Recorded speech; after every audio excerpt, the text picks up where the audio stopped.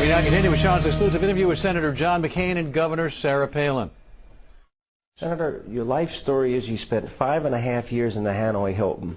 I think when I read, almost every bone in your body has been broken, and you've been tortured. And by the way, one of the reasons you don't use a computer, they ran that ad, is because of your war injuries. And you cannot lift your arms above your shoulder. Yeah, I can do better than that. Okay. But think of how this war has been politicized through the prism of your experience in Vietnam. The leader in the Senate, Harry Reid, said the surge has failed, the war is lost. Dick Durbin compared our troops to Nazis. John Kerry said our troops are invading Iraqis' homes in the dark of night, terrorizing women and children. These are verbatim quotes. And Barack Obama said they're air raiding villages and killing civilians.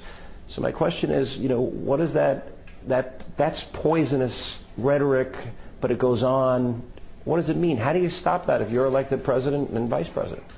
Well, we'll show them victory. The American people understand what's at stake here, and the American people have rejected that. And a lot of voters will be making a judgment. When the majority leader of the Senate declares the war lost, then a legitimate question is who won?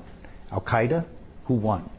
So these comments have been reminiscent in many ways to some of the rhetoric that was used during the Vietnam War that harmed our veterans so much and harmed their ability to come all the way home.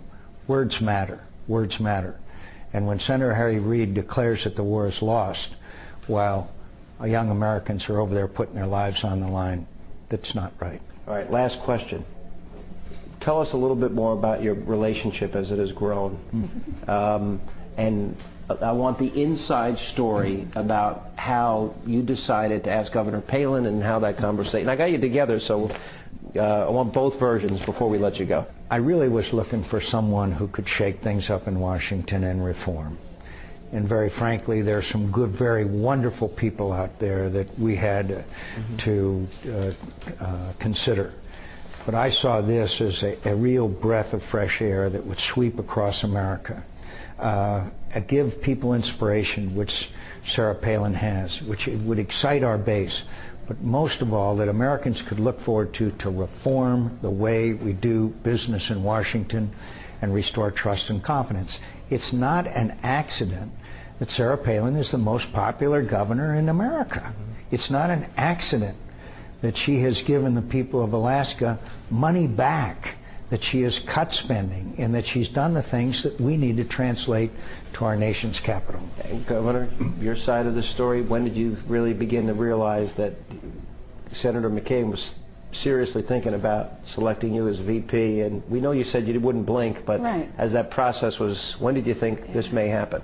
Oh, really not until we were face to face and I could look him in the eye and see that seriously he was willing to offer this challenge to me, this responsibility that he asked that I would take on, and of course I was so happy too. But for these years I've been a big fan of his because of that independent spirit that just courses through your veins, and that's made me admire him.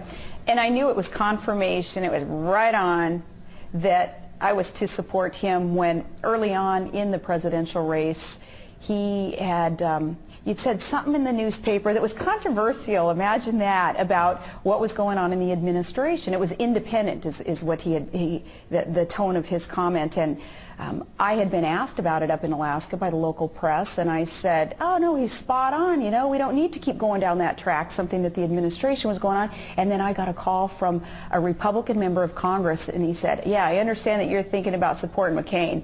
Doggone it, let me tell you about the hell he's put me through with earmark reforms. And I said, right on, that's confirmation. He is the guy that I'm going to support. Well, polls are tightening. You got Zogby 2 points, a 2-point race today. You got Hotline as a 1-point race today. CBS has a 3-point race, and it's even tighter among likely voters. Do you view yourselves as underdogs? It makes us work even harder. It does. We're the underdog. She was an underdog when she took on a Republican incumbent governor. I'm the underdog against Alan Combs. So. That's right. I was the underdog throughout the primary. As you might recall, many declared our candidacy dead. We are glad to be in the underdog role here. It excites and motivates our supporters. It gives independents another look at us, and I'm very happy with where we are, Sean. I couldn't be happier.